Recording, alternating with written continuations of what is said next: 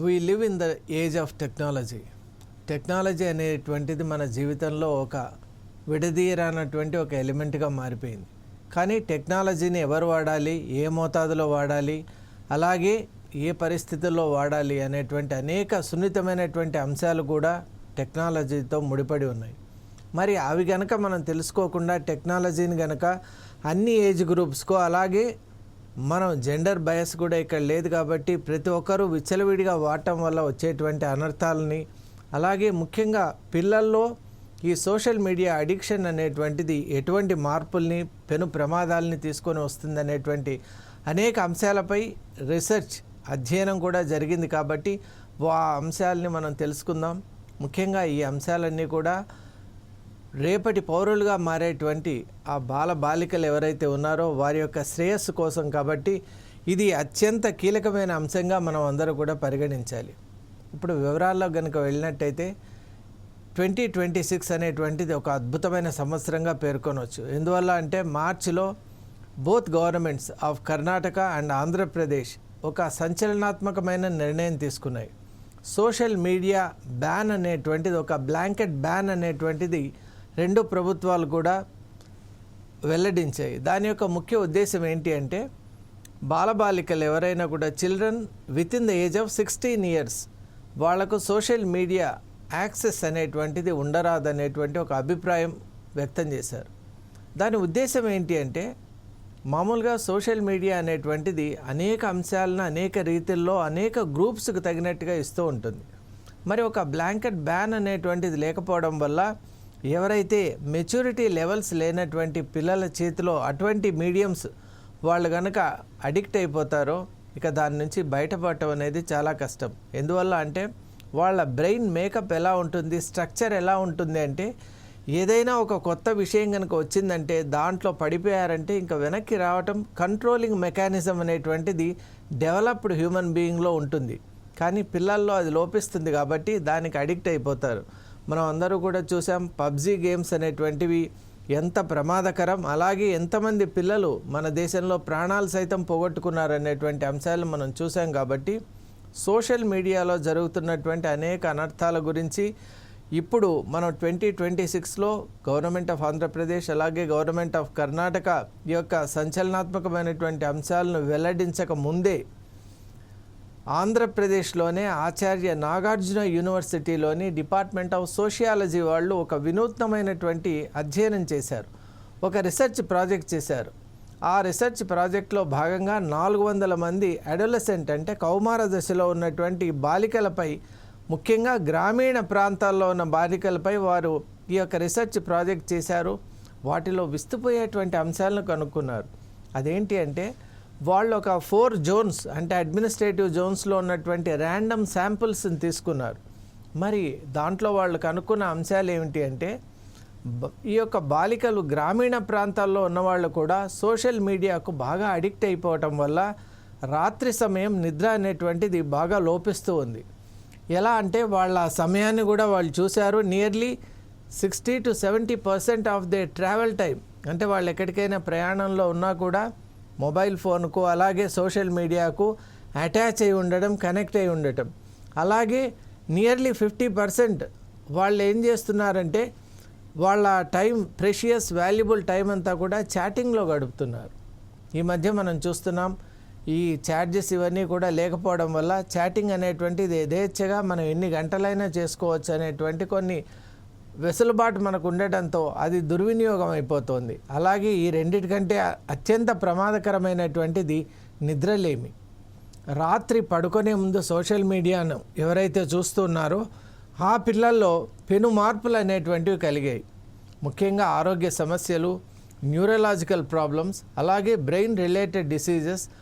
అన్నిటికంటే ముఖ్యంగా ఆశ్చర్యకరం ఏంటి అంటే వాళ్ళకి లిమ్స్కి సంబంధించినటువంటి ఈ మోటార్ మెకానిజం ఏదైతే ఉందో దానికి చాలా డిస్టర్బెన్స్ కావటం వల్ల వేళ్ల కదలిక, అలాగే వాళ్ళకి శరీరంలో ఉన్నటువంటి అనేక రకాలైనటువంటి హార్మోనల్ ఇంబ్యాలెన్స్ కలగటం, వీటన్నిటి ఎఫెక్ట్ వల్ల ఏమైందంటే చదువుపై వాళ్ళు పెట్టవలసినటువంటి శ్రద్ధను, ఏకాగ్రతను వాళ్ళు పెంపొందించుకోలేకపోతున్నారు.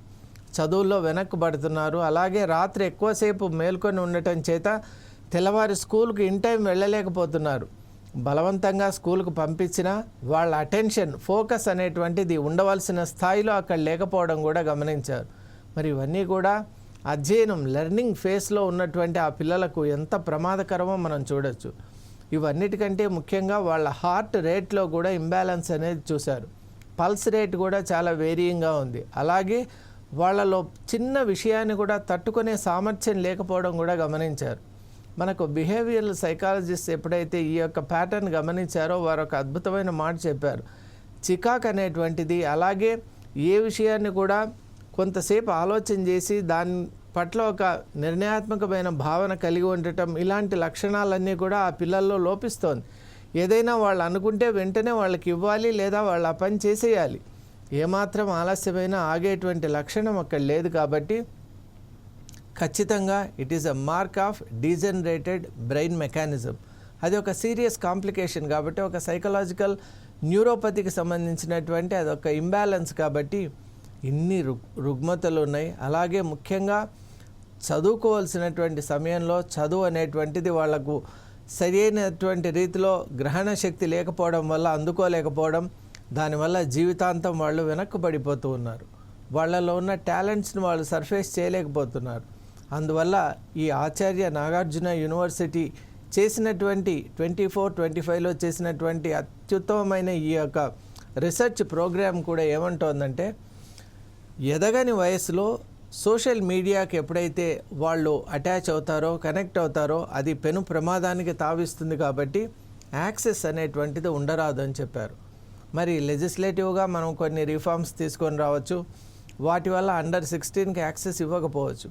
కానీ బాధ్యత ఒక్క ప్రభుత్వానిదే కాదండి, తల్లిదండ్రుల బాధ్యత కూడా ఉంటుంది. ఎందువల్ల అంటే ప్రభుత్వం ఎన్ని రకాలైనటువంటి చర్యలు చేపట్టినా అవి సజావుగా సాగాలి, కొనసాగాలి, మంచి అద్భుతమైనటువంటి ఫలితాలు ఇవ్వాలి అంటే ముఖ్యంగా తల్లిదండ్రుల బాధ్యతగా వాళ్ళు పిల్లల చేతికి ఫోన్ ఇవ్వకపోవటం, పిల్లలు ఏ ప్రోగ్రామ్స్ చూస్తున్నారు, ఎంతసేపు చూస్తున్నారు, నిజంగా వాళ్ళు దీనివల్ల ఎటువంటి ఎఫెక్ట్ పొందుతున్నారు అనేటువంటి అంశంలో జాగ్రత్త వహించాలి.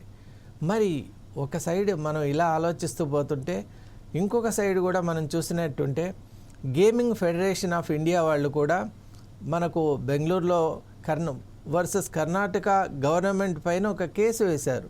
అదేంటి అంటే మన కాన్స్టిట్యూషన్ ఆఫ్ ఇండియాలో 19(1)G అనేటువంటి ఒక ఆర్టికల్ ప్రకారం ఎవరైనా కూడా ఎటువంటి వృత్తినైనా కూడా చేసుకోవచ్చు. ప్రొఫెషన్ కానివ్వండి, అలాగే బిజినెస్ కానివ్వండి, ట్రేడ్ కానివ్వండి, ఇలాంటివి చేసుకోవచ్చు. There is a right to conduct such profession or any type of activity. మరి మేము గేమింగ్ యాక్టివిటీస్ కాబట్టి మా గేమింగ్ బిజినెస్ అఫెక్ట్ అవుతోంది, ఇటువంటి బ్లాంకెట్ బ్యాన్ మీరు ఎప్పుడైతే పెడుతున్నారో అని వాళ్ళు కూడా కేసేశారు. అండ్ సర్ప్రైజింగ్లీ అక్కడ the high court has dismissed the blanket ban also.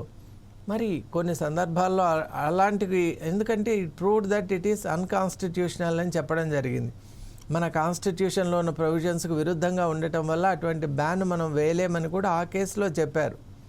కాబట్టి ఇక్కడ మనం చేయవలసింది ఏంటంటే, అక్కడ ఆ విషయంలో 19(1)Gలో నిజంగా దెర్ ఈజ్ ఎ ఫ్రీడమ్, కానీ సబ్జెక్ట్ టు పబ్లిక్ ఇంట్రెస్ట్ అని ఒక చిన్న క్లాజ్ ఉంది.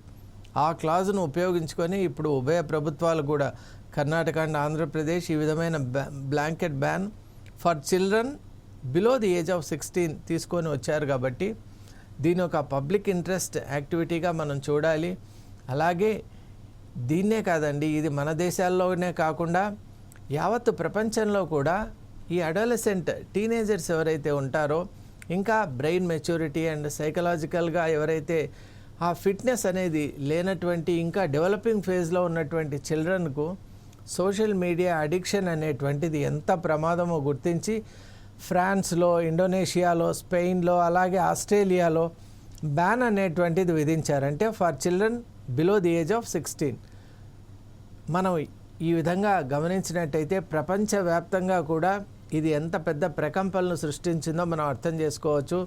The scale of the activity అనేది చాలా పెద్దది. కాబట్టి ఈ సోషల్ మీడియా అనేటువంటిది మనం ఏదో చిన్న అంశంగా తీసుకోరాదు. పిల్లల యొక్క ఆరోగ్యం, అలాగే వాళ్లకు విద్య అంటే లెర్నింగ్ అనేది చాలా ముఖ్యం.